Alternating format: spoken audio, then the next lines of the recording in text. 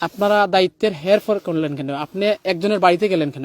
এটা বলেন। আপনারা ব্যাগ বুস্কি নিয়ে এগুলা, আমরা কি এই উন্মুক্ত বাংলাদেশে এগুলা কি আবার আশা করি? প্রকাশ্যে জামাতে ইসলামীর একজন নেতা ওই আলিমুদ্দিন ওনার বাড়িতে কেন গেছিলেন? এটা বলেন।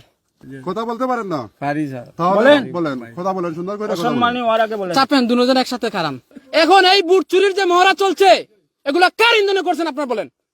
বলেন। গ্রামবাসী, এলাকাবাসী, এই যে সবাই জড়ো হইছে ফ্রি অ্যান্ড ফেয়ার ইলেকশনের জন্য সবাই জড়ো হইছে। আমরা এই এলাকা শান্তশিষ্ট এলাকা, এই এলাকায় মানুষ চায়, দেশের মানুষ চায় একটা সুন্দর সুষ্ঠু একটা লড়েন কেন? ফ্রি ফেয়ার একটা ইলেকশন চায়, তাই তো?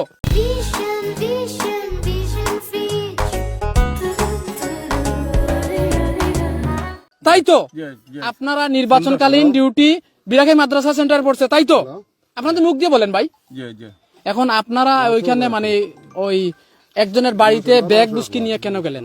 দেশবাসী দেখেন, দেশবাসী দেখেন। আমরা আচ্ছা আমরা কেউ মাতব না, রহমত আচ্ছা আচ্ছা আচ্ছা শুনেন। আচ্ছা ভাই, আপনি তো দেখতে খুবই আপনাকে মানে একটা মানে ভদ্র ঘরের ছেলে মনে হচ্ছে, হ্যাঁ?